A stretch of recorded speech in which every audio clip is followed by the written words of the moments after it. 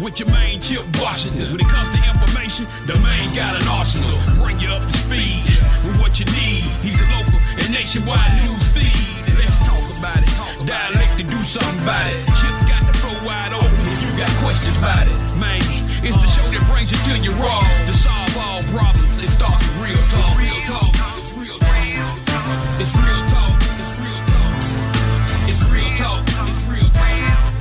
It's real talk. It's real talk. It's real talk. It's real talk. It's real talk. It's real talk. It's real talk. It's real talk. It's real talk. It's real talk. Yeah. Welcome to Real Talk with your host, Chip Washington. It's real talk. It's real talk. It's real talk.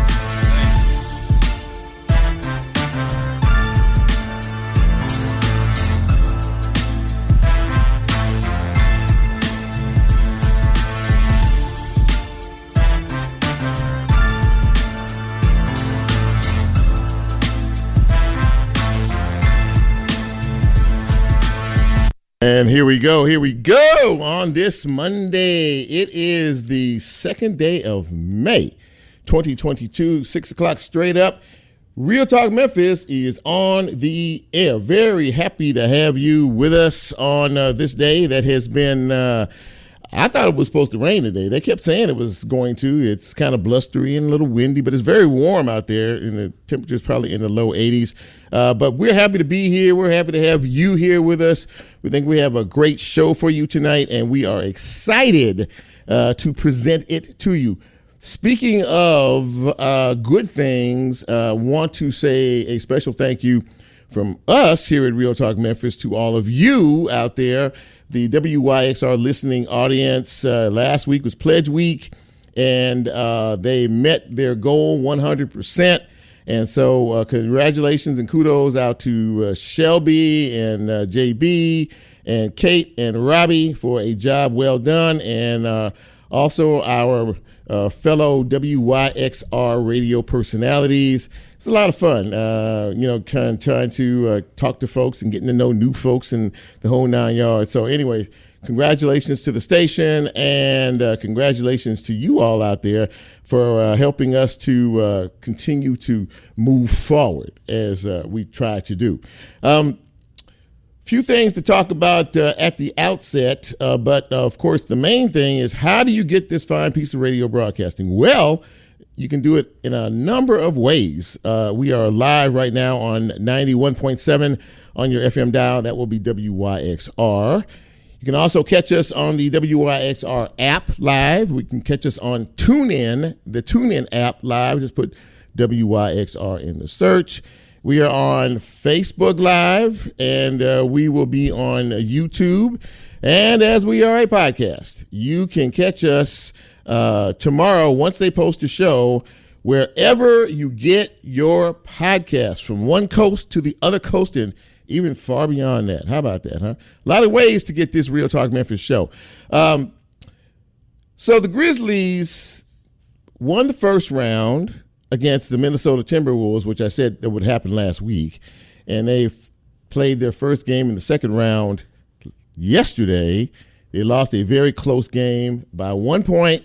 But, as I always say, it doesn't matter if you win or you lose. If it's by 1 or 101, a win is a win and a loss is a loss. So they have to regroup, and get themselves together to play tomorrow night, which leads me into my guest list for tonight's show. My first guest in just a few minutes is Michael Wallace. And Michael is lead writer, reporter, NBA reporter for a long time. Now he's with Grind City Media, which is all things the Memphis Grizzlies.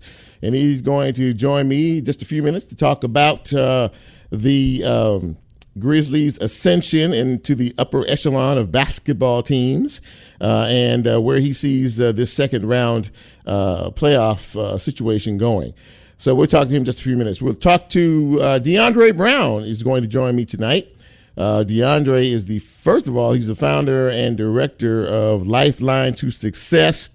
It is a second chance organization, which basically says you should not be defined by your past. You should be defined by what happens now and what happens next. He'll talk about that. He's also the newly named executive director of the Office of Reentry for Shelby County. And a little bit later on in the second half hour, we are going to talk to a young man who, I don't know if it's a record or not, but he's pretty smart. Xzorion Harris is his name. He is a Whitehaven High School senior who I like to call the $8 million man. Why do I call him that? Well, he received over $8 million in scholarship offers from schools all over this country. And that's a pretty big feat. And we're going to talk to him about that and where he has decided to go to college and just, kind of the responsibility of being a young man, African-American male, who has far exceeded any expectations, except for maybe his mother. And I had to say that. And I'll talk a little bit more about that in a few minutes. Y'all remind me to make a comment about his sweet mother. I talked to her this morning, and she wanted to make sure I was legit before her boy came on this radio show. But before we do any of that, we are going to delve into what we like to call the birthday. This is the part of the show where we come to you and we say, we want to celebrate you and we want to give you a big shout out as to your special day. But we can't do that unless two things happen. One, I need to find the birthdays. And second, I have to say, hit it, Lola. Happy birthday! All right, let me get down here and try to find these birthdays. Okay, so I'm going to admit something that very rarely happens to me. I have to do news and notes because, I have a lot to talk about and I tend to forget things. But I forgot it today and it had my birthdays on it. But fear not. Happy birthdays going out to Phyllis Brown Gaithright. She is a member of the same church I go to, Full View Missionary Baptist Church. So happy birthday to you, Phyllis. Happy birthday to Katrina Hill on this day. Dwayne Hunt celebrating a birthday today. So is Shonice Renee. Lamont Harris is celebrating his birthday. And a family birthday to mention, Craig Johnson. He's hanging out just outside of Dallas, Texas. Today is Cousin Craig's birthday. Happy birthday, sir.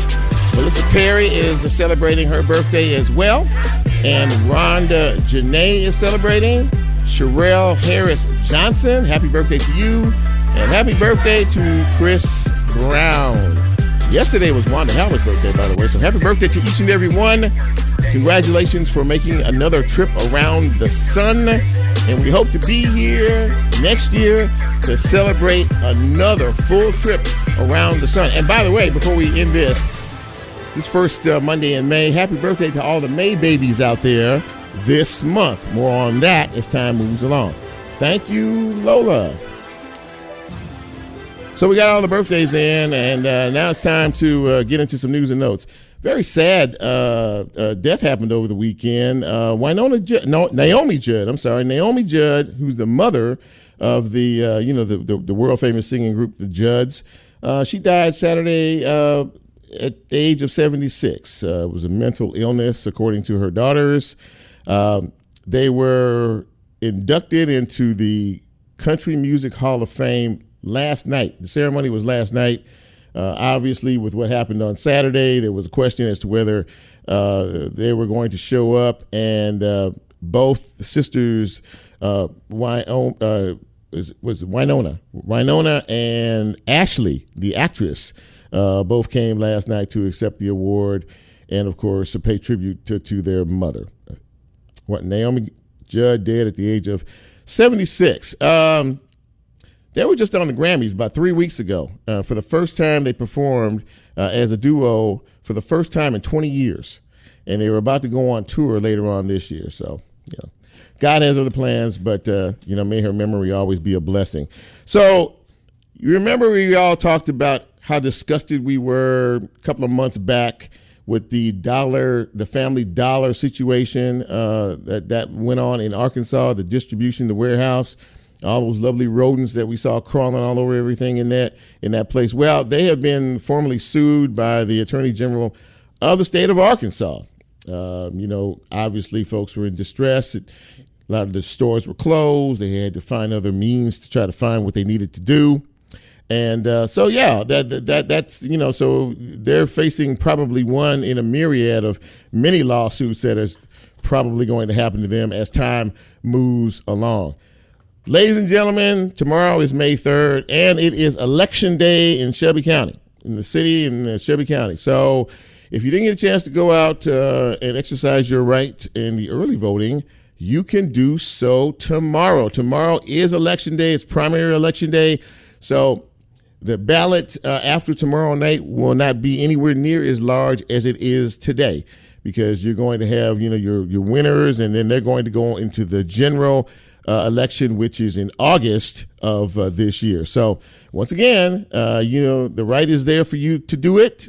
Don't act disinterested. And if you act disinterested, don't complain about what happens on the back end in terms of who is elected down the road, because you didn't do your part. The Beale Street Music Festival looked to be very successful. Didn't hear any issues except for, what's his name, Lil Wayne? Who didn't show up? Lil Wayne. Lil Wayne didn't show up. He was supposed to perform last night. He said he had some mechanical issues with his plane. But nonetheless, I'm to understand that it was a very, very good festival. First time in 2 years. Wasn't too bad in terms of how they sort of set it up, the busing in and the logistics and everything. So congratulations to all the folks who work on the Memphis in May situation. Now they're going to get ready in another couple of weeks for the World Championship Barbecue Cooking Contest. So they are now to tear down all the stages and retrofit the park over there, Liberty Park, as they get ready to do some barbecue here pretty soon. Congratulations to State Representative Barbara Cooper. Why? State Representative Barbara Cooper has now gotten the distinction of being the oldest state representative in Tennessee history at a spry 92 years young. She just turned 92. And by the way, speaking of elections, she is on the ballot again. So in August, she still feels like she's got some work to do. So congratulations to State Representative Barbara Cooper, who is recognized by the State House as being the oldest state representative in the history of the state. I'll touch on this subject because I know you don't like it. COVID numbers are starting to rise again. We're starting to see some metrics now where it's not a rocket ship type rise, but the numbers are starting to rise. And I know that everyone has, tried to forget about it. Dr. Fauci made a statement last week, basically almost saying that COVID as we know it is over. Well, he had to walk that back real fast. There are states in this country who are seeing higher rates. New York City is starting to see some rates to where now you're starting to see a moderate number of people getting this new BA2 variant that is going around. And there might be a decision that the newly elected mayor has to make about masks and restrictions if things don't quiet down. So stay tuned for that. And as I said earlier, the Grizzlies dispatched of the Minnesota Timberwolves, who couldn't close out a game to save their life. Now they're playing the Golden State Warriors, 3-time NBA champions. It was a great game yesterday. The crowd was lit, on fire. Everybody was up and ready to go. Who got the ball at the end of the game? John Morant. And but this time it didn't turn out to be the storybook ending that everyone wanted. He drove in the lane, tried to hit a layup, got blocked by a couple of folks, and the Grizz lost by 1. Game 2 is tomorrow night here at the Grindhouse. I know it'll be packed and be full, national television. So we're all kind of anxiously awaiting to see how all this is going to shake out as we are in the second round of the series, and whoever wins this, heads to the conference final to determine who goes to become world champions, so to speak. All right, that's about all I have for news and notes. I'm pretty sure I forgot a couple of things. And hopefully when we come back, we will talk a little bit more in depth about the Memphis Grizzlies with the beat reporter, the man who's a great writer, follows the Grizzlies. He will lay out kind of where they're at, where he thinks they're going to go. Will they win this series? We have a lot to talk about. This is Real Talk Memphis. I am your host, Chip Washington. The gang's all here. You're where you need to be. We're where we need to be. We're going to take a quick break, and we'll be right back.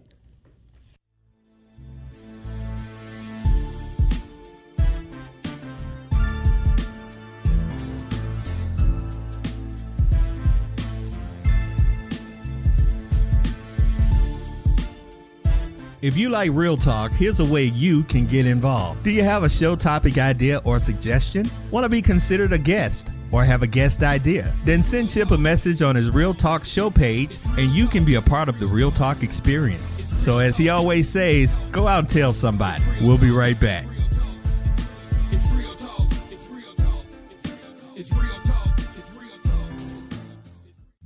This is Will Goodwin, co-founder at Crosstown Brewing Company. Just like WYXR, Crosstown Brewing supports Memphis music and our neighbors who use their talents to make it. Our beers can be found at our 3,000 square foot tap room right here at the Crosstown Concourse and at your favorite bars, restaurants, and stores throughout Tennessee, Mississippi, and eastern Arkansas.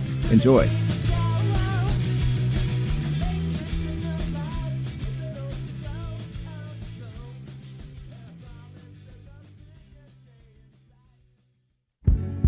Music meets you wherever you are. A great record finds you, and the trick it pulls off is that it records you. The music always remembers who you were when it first hit you, and for the rest of your natural-born life, wherever you go, music can take you back to whoever you were. At Loaded for Bear, the way we approach art and brand design is to find our clients wherever they really are, meet them there, and create lasting work that captures who they are. Just like y'all, we're from Memphis, and we're listeners. Loaded for Bear is proud to ride for WYXR and community radio anywhere. Support for WYXR comes from the Orpheum Theater on Main Street in downtown Memphis. Live Nation presents Rainbow Kitten Surprise Thursday night, December 8th at 8 p.m. Tickets are on sale now for Rainbow Kitten Surprise at livenation.com.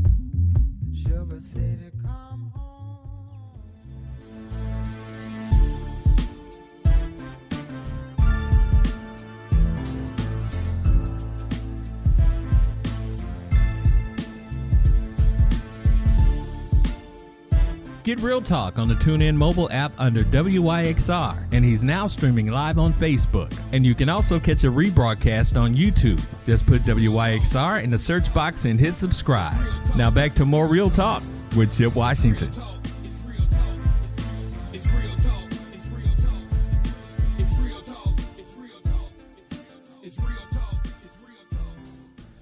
And welcome back to Real Talk Memphis on this Monday, live and local. Very happy to have you with us. I'm your humble host, Chip Washington.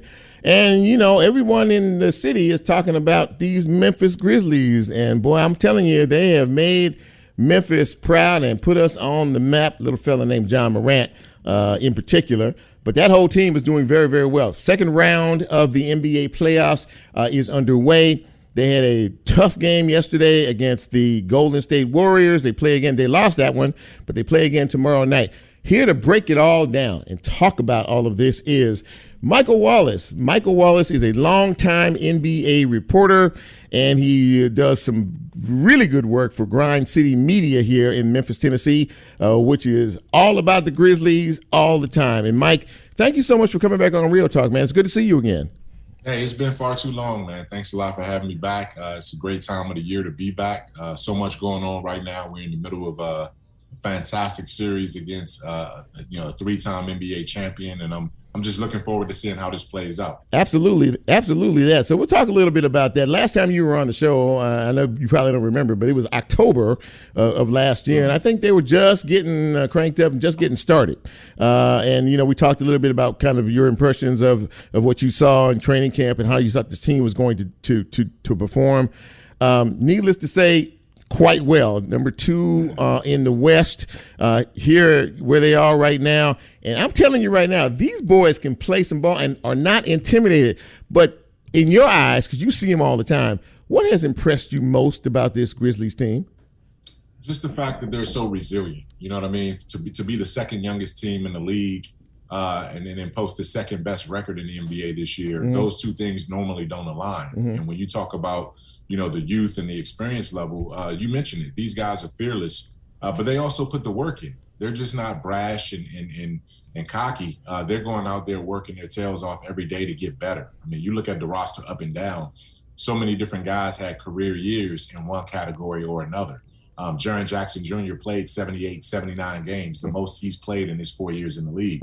John Morant elevated to NBA Most Improved Player. Desmond Bane proved to be, although he was picked 30th overall 2 years ago, this is a young man that will be in the top 10 if that draft was redrafted today. Yeah. And the list just goes on and on and on. Steven Adams comes in, sets the rebounding record for the Grizzlies, offensive rebounding. And then, tying the franchise record for most victories in the season at 56. So many things went well for this young team, and they developed so quickly. That's what's impressed me the most. They, and I think, what really tickles me is when I watch some of your colleagues on the national scene, talking about them, from the NBA TV to TNT, Barkley and the Boys, and, the ESPN. I mean, talking about just how good this team is. And he seems to say it best to me. He said, "We're dogs, man." He said, "We're dogs. We come here and we're not afraid of anybody, and we feel like we can play with anybody." And the Timberwolves series really showed, I think, everybody a new definition of the word resilience. Because when you can be down by 26 points, a couple of times in one game and come back and win, that says a whole lot, does it not? It does. It says a whole lot about your ability to not allow adversity to overwhelm you. It shows a lot about your ability to close. Now, Chip, you talk about that game against Minnesota and how the Grizzlies came back. I mean, that series, the Grizzlies led all teams in the playoffs in fourth quarter scoring, averaging almost 32 points a game in the fourth quarter of that first round series. John Morant, you come back a game later, he scores 18 of his 35 or his 30 points in the fourth quarter to win Game 5 here in Memphis. And that really put the team into a position where they took control of the series, their ability to show that resilience and to continue to come back. Again, they're too young and naive to be intimidated. And they just don't feel like there's any hole that they can't climb out of. Now, having said that, they don't want to keep testing that theory right, and going against a team like the Golden State Warriors that have championship medal with them as well. Yeah, I heard someone talk about the coach Taylor Jenkins, and how he just seems very unflappable. This guy seems to set the template for this team. He really does. I mean, he's very directed. He's very focused. I mean, when you see him talking to his guys, he doesn't get exercise. It's like they know what he wants. And they know how to go out and execute the game plan better than almost anyone that I've ever seen. But I got to tell you something, Mike. As much as I love watching John Morant, like everyone else, he scares me. Boy, that guy is not afraid to go in under the tall timber, but he hits the ground an awful lot. He does, man. And John Morant is 6'3", maybe $180 when it comes to that. But, it's a strong young man. I mean, this guy he puts in the work to keep his body right. He never stays hurt for long. And he takes a beating. He does take a beating in these games when you're that size and you attack the rim the way he does. But then when he comes out of it, he led the NBA in paint points. You normally don't see point guards do that. That's usually, historically, you go back, as far as I go back watching this game, that's usually the Patrick Ewings and the King Olajuwons. Exactly. And guys like that, Charles Barkley's dominating the paint. But John Morant did it because he can get to the basket at will against anyone. So a lot of his finishes are layups and dunks. And when you do that, you draw contact and you hit the ground. But fortunately, he gets up as many, just about every time he goes down, he gets back up with a little something else another chip on the shoulder. In case you're just joining us, we are speaking with Michael Wallace from Grind City Media, and we are talking about your Memphis Grizzlies, or all of our Memphis Grizzlies, actually, and how well they are doing in the NBA playoffs. So, Mike, break down, if you will, what you know about Golden State. They all seem to be healthy at the right time and all back together playing. And how do the Grizzlies beat these guys? Now, they beat them in the regular season. I think it was 3 out of 4. Am I correct in that? Right, 3 out of 4. Right. So I mean, where do we go from here? And what's the key in your mind to be successful against this team? Well, I mean, the thing about it is that, despite how game one went, you still had a chance to win the game on the final shot. The shot was in your hands. Mm-hmm. Ja Morant had a layup with 3.6 seconds left. And you take that every single game if you can get it, especially at home.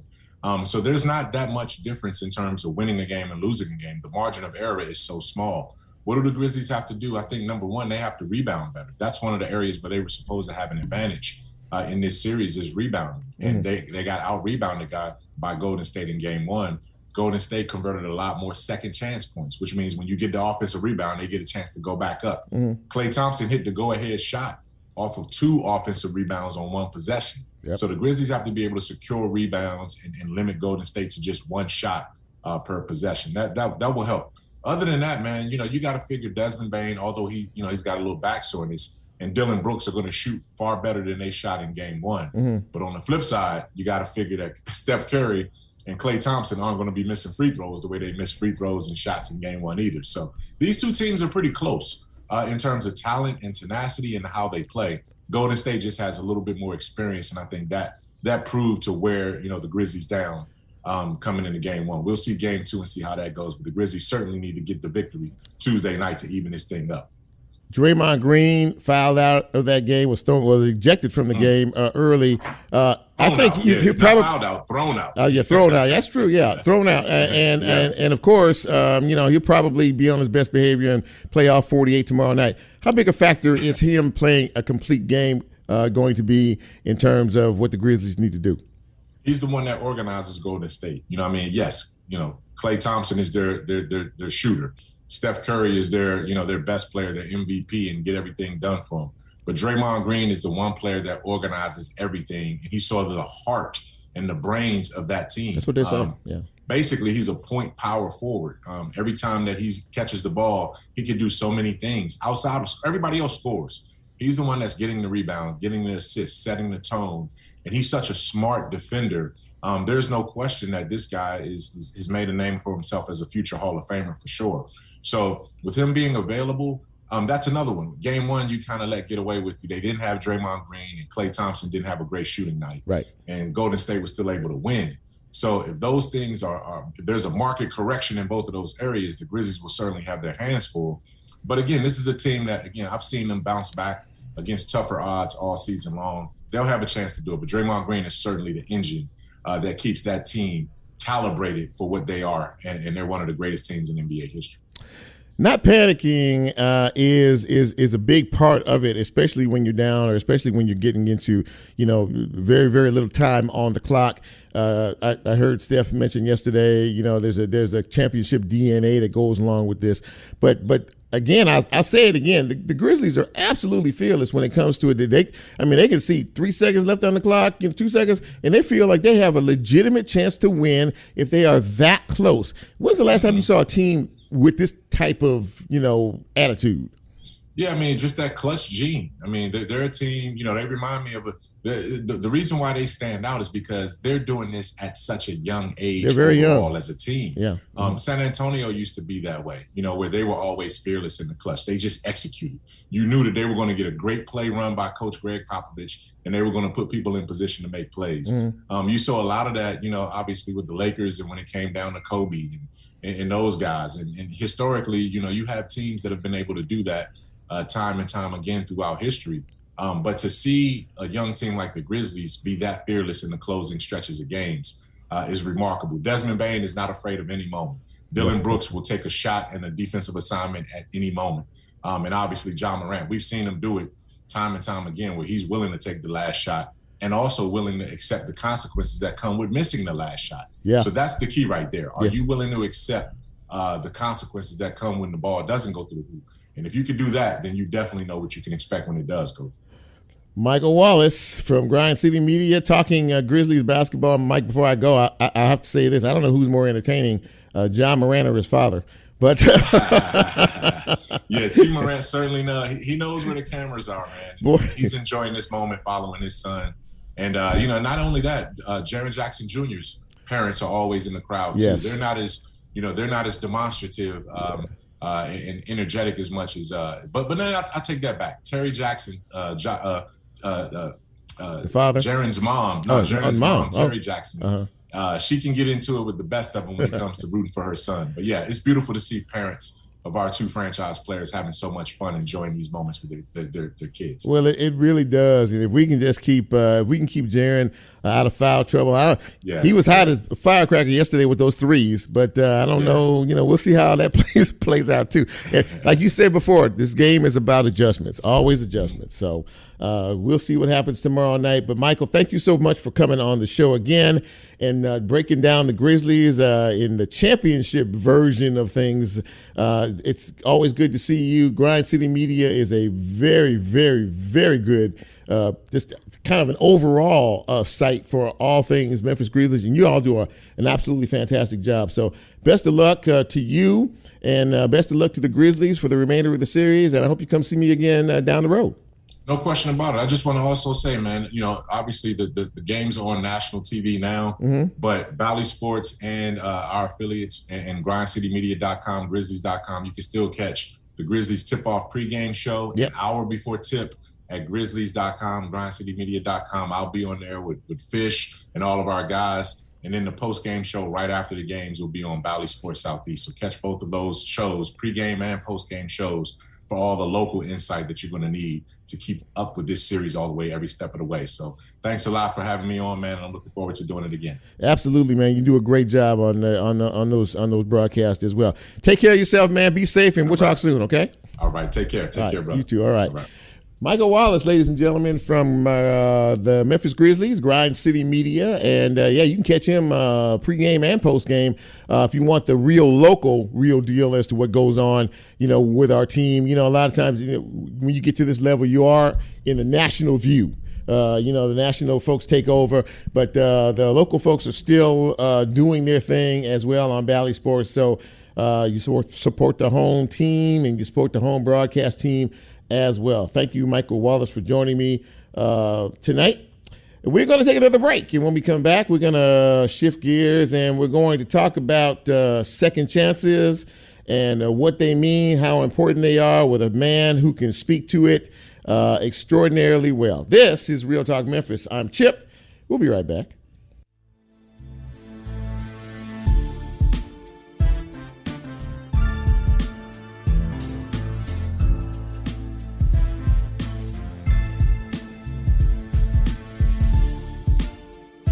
If you like Real Talk, here's a way you can get involved. Do you have a show topic idea or suggestion? Want to be considered a guest or have a guest idea? Then send Chip a message on his Real Talk show page and you can be a part of the Real Talk experience. So as he always says, go out and tell somebody. We'll be right back.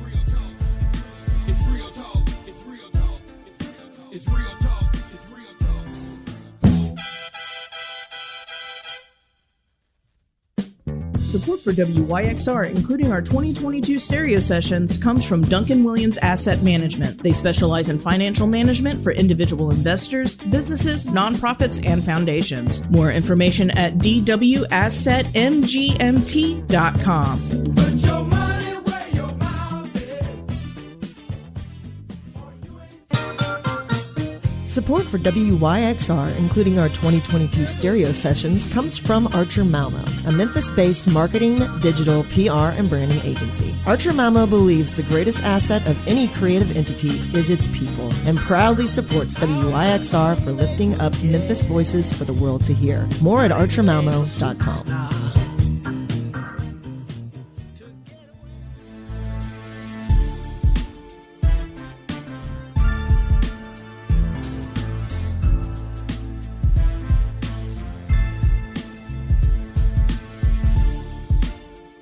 Get Real Talk on the TuneIn mobile app under WYXR, and he's now streaming live on Facebook. And you can also catch a rebroadcast on YouTube. Just put WYXR in the search box and hit subscribe.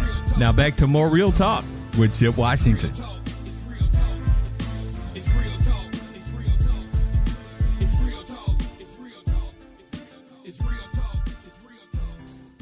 And welcome back to Real Talk Memphis on this Monday evening, the first Monday in May 2022.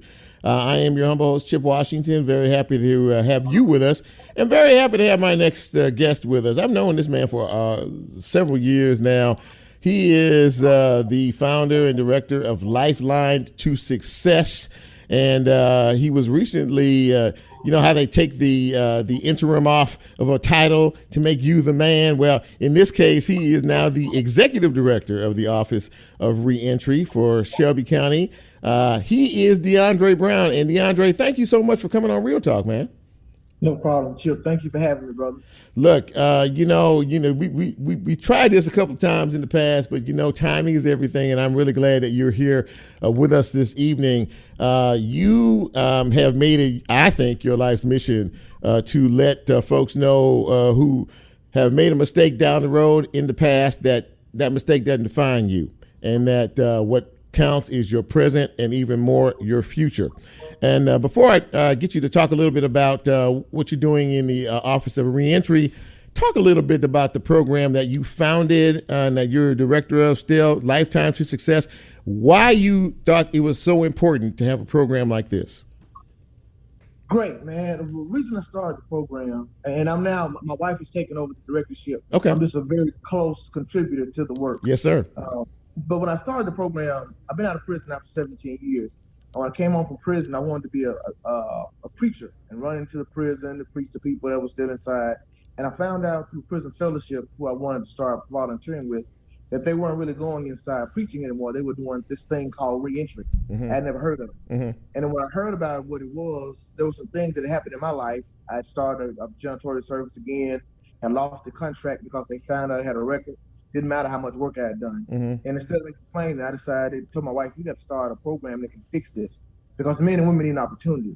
And what better way to do it than to find an avenue to create a space where men and women could not only become whole and healthy and heal people, but they could also get back to the community. And in the process, change the way the community saw this population as a whole.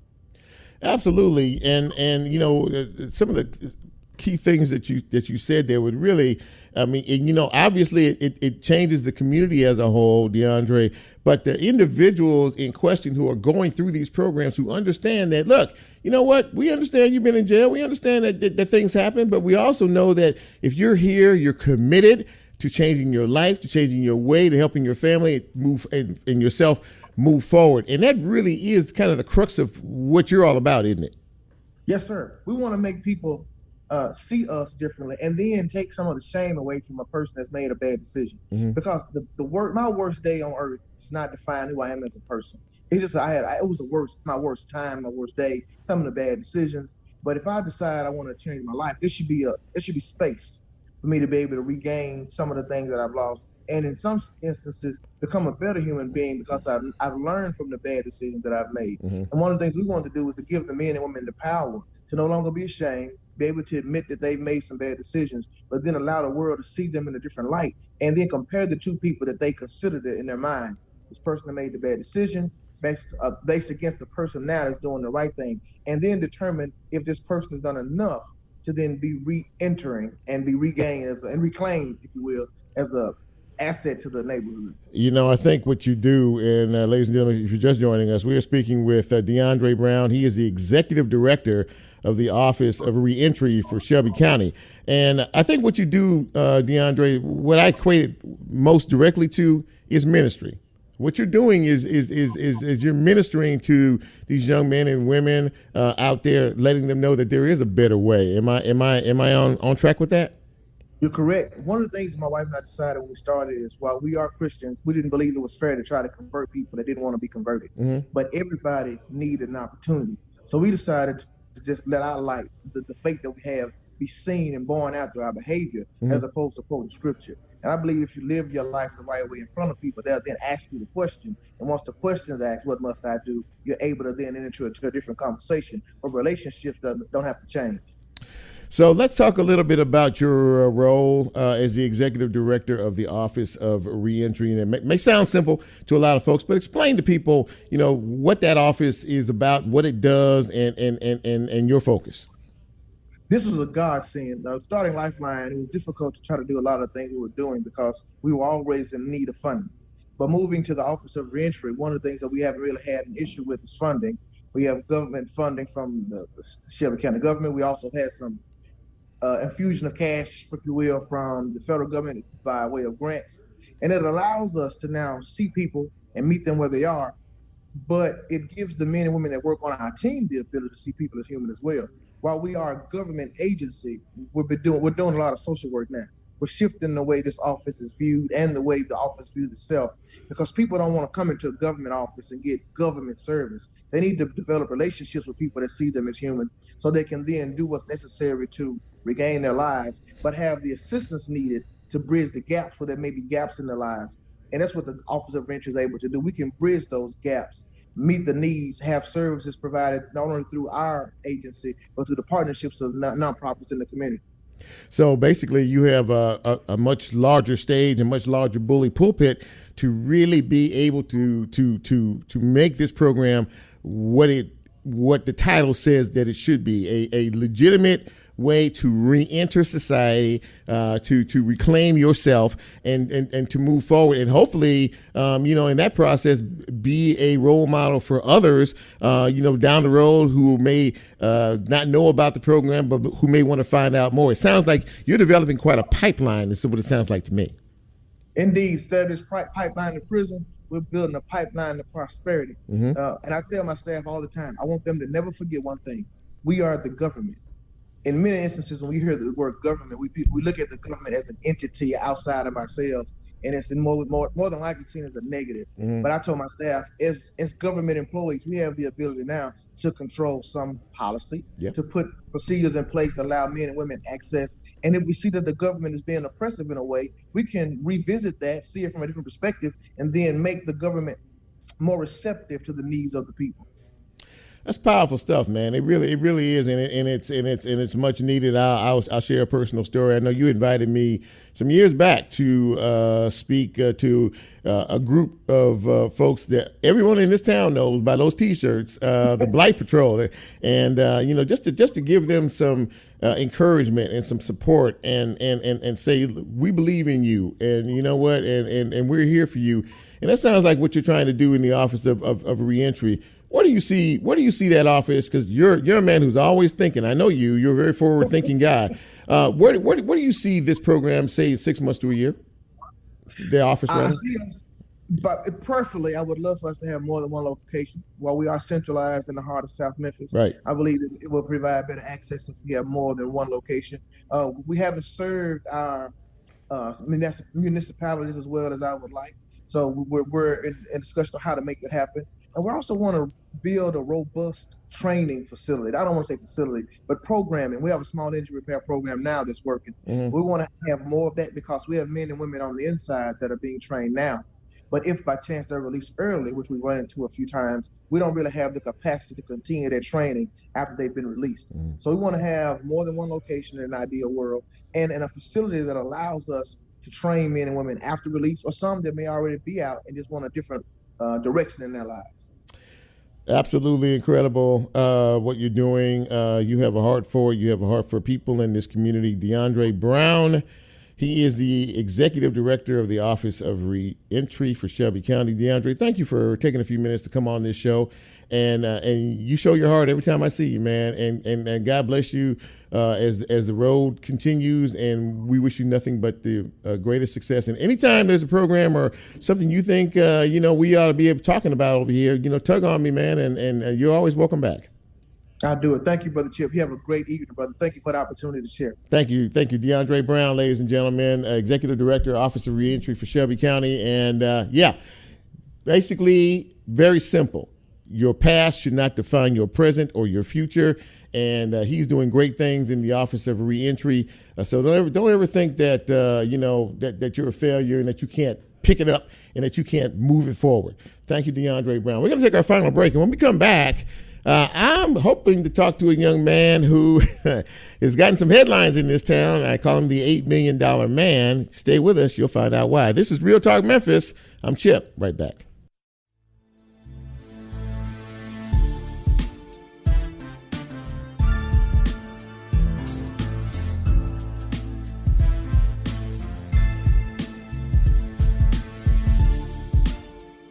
If you like Real Talk, here's a way you can get involved. Do you have a show topic idea or suggestion? Want to be considered a guest? or have a guest idea? Then send Chip a message on his Real Talk show page and you can be a part of the Real Talk experience. So as he always says, go out and tell somebody. We'll be right back.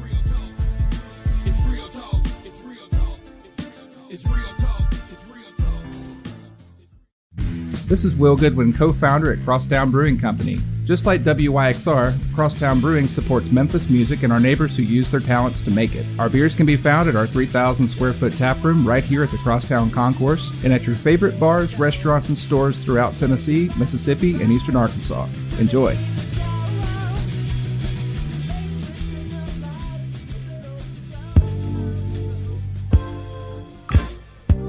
For more than 60 years, Orion has been a trusted financial partner in our community. You can find out all the ways they redefine banking at orionfcu.com.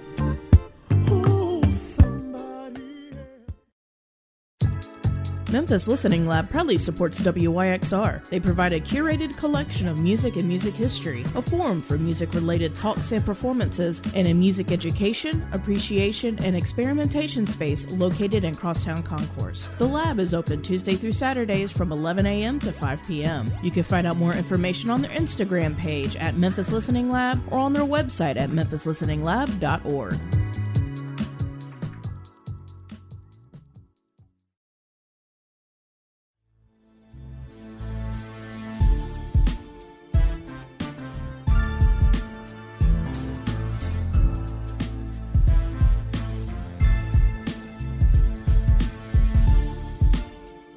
Get Real Talk on the TuneIn mobile app under WYXR, and he's now streaming live on Facebook. And you can also catch a rebroadcast on YouTube. Just put WYXR in the search box and hit subscribe. Now back to more Real Talk with Chip Washington.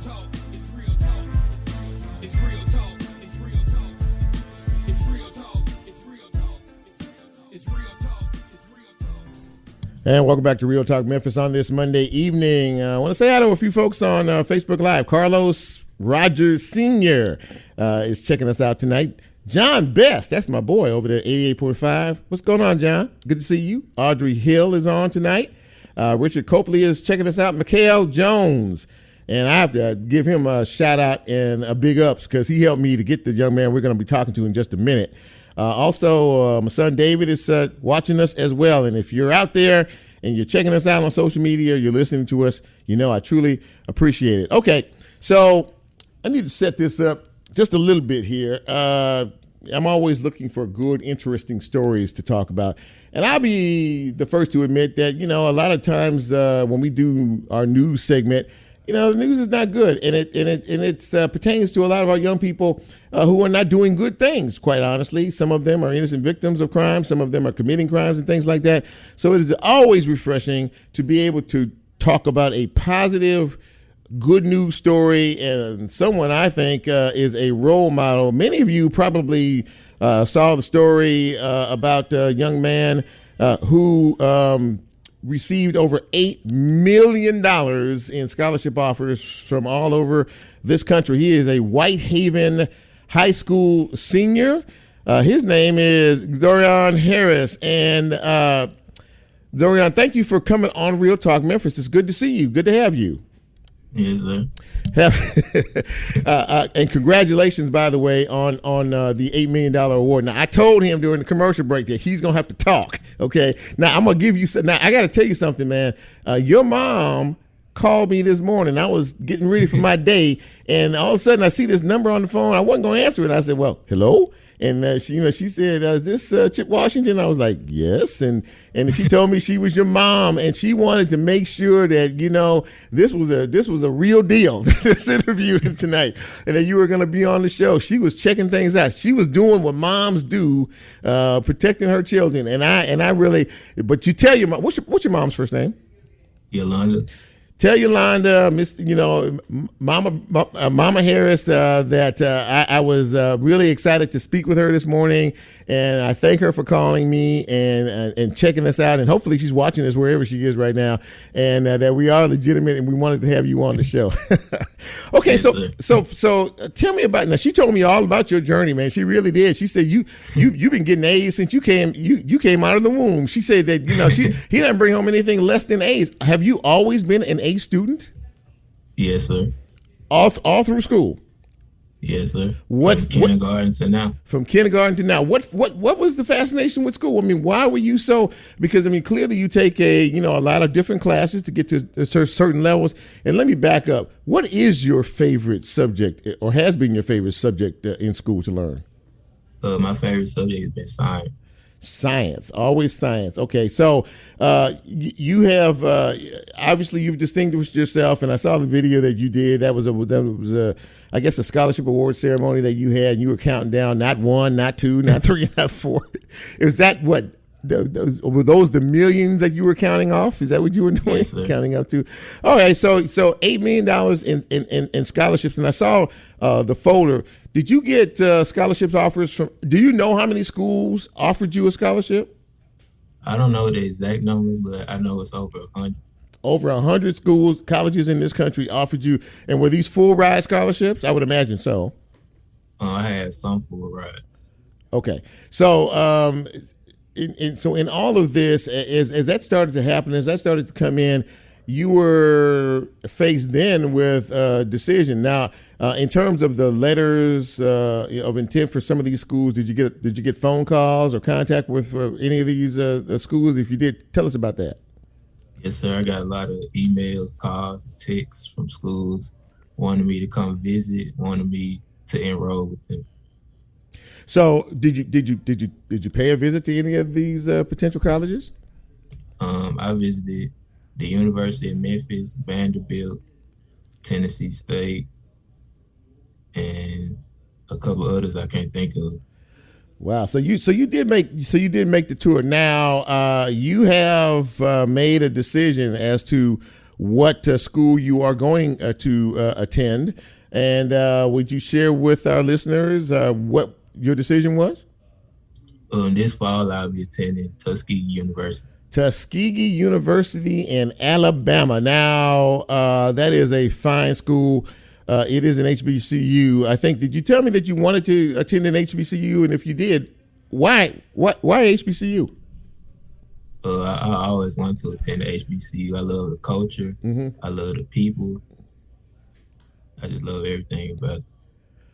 And you also told me the particular reason that you picked Tuskegee. Why was that? Their engineering program. They have a great engineering program. And what do you aspire to be as you become a working adult? I'm majoring in computer engineering, and I wanted to get a job at either Apple or Google, a major company like that. Oh my goodness gracious! If you're just joining us, we're speaking with Xzorion Harris. He is the Whitehaven senior, the $8 million man, $8 million plus in scholarship offers around this country. Now, tell me something, because I think I read this right. Whitehaven also had, beside you, there were, I don't know, 30 or 40 other of your schoolmates who received at least $1 million in scholarship offers. Did I get that correct? Yes, sir. I believe it was 44. 44 with at least $1 million in scholarships. Yes, sir. That's an absolutely incredible statistic. And so, and having said all that, what is there about Whitehaven High School? What is there about the school that reached such scholars? Because I mean, one is just exceptional, but I mean, when you have 44 who receive scholarship offers in $1 million range from schools all across the country, what does it say about the school and their emphasis on education? We have a very motivating community. We have teachers, counselors, staff, all wanting to push us to be great and to give us a lot of options as to where we're going, to apply to as many schools as we can, just to get a lot of opportunities. So, do you have any brothers and sisters? No, not on my mom's side, but on my dad's side, I have a sister. Okay, so but even that aside, now you do understand now that because of this feat and I mean this clear blessing that you have received, people are going to look at you now as a role model, someone Yes, to look up to. My God, I mean to say that and maybe some students that are going to follow you, through Whitehaven High School and graduate one day. What is the message that you want to send? Because you're sending a big one to folks that are coming up behind you in terms of what they can do. One message I like to tell them is to never give up, to keep going, keep aspiring to be the best you can be. Don't give up. Whatever you do the most that you can do. Were there ever times, it doesn't sound like it, but were there ever times that you may have felt like that, man, this is, I don't know if I don't want to continue this. Did you ever have a doubting moment in your academic career? Yes, sir. Sometimes I had to do projects and I'm up late at night writing essays and I was like, I don't want to do this. But at the end of the day, it all paid off, didn't it?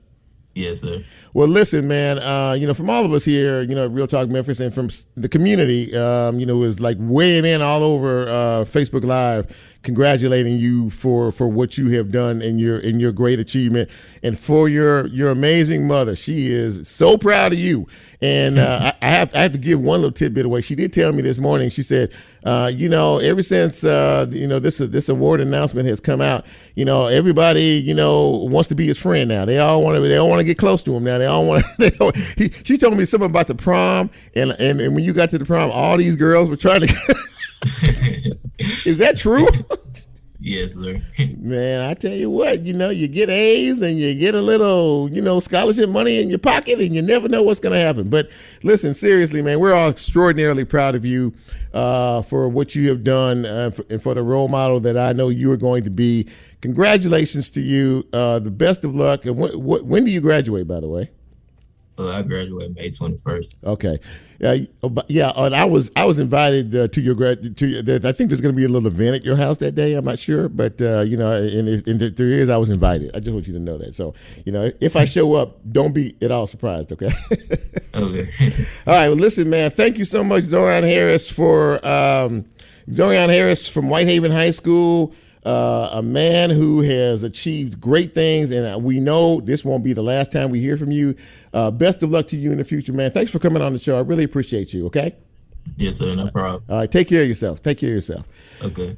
Well, I got to tell you, ladies and gentlemen, that is a way to wrap up a show. I have been looking forward to talking to him since I first heard about this great scholarship award a week or so ago. And again, thanks to Mikhail Jones and whoever else out there, hit the family up and say, hey, these guys trying to find you on Real Talk Memphis. And so, yeah, really, really nice young man and an example to follow.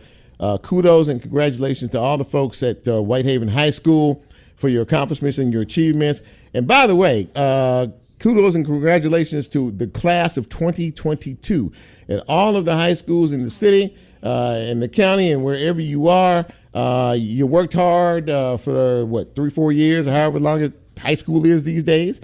And now you're about ready to get that diploma, and now the work really begins, okay? So as Lola plays us out, that was fun. I enjoyed having that conversation with him. As with all my guests, thanks to Michael Wallace from Grind City Media, talking Grizzlies and talking about their playoff run. Also, thanks to DeAndre Brown, the Executive Director of the Office of Reentry, Shelby County. And, of course, Xzorion Harris from Whitehaven High School. These are the type of stories that you want to do and you want to hear about more and more. So if you find out about somebody doing something good out there, bring it to me because I'm interested. For Lola, for Nicole, from everybody here at Real Talk Memphis, I'm Chip. I'm out. You have a great week. It's real talk. It's real talk. It's real talk.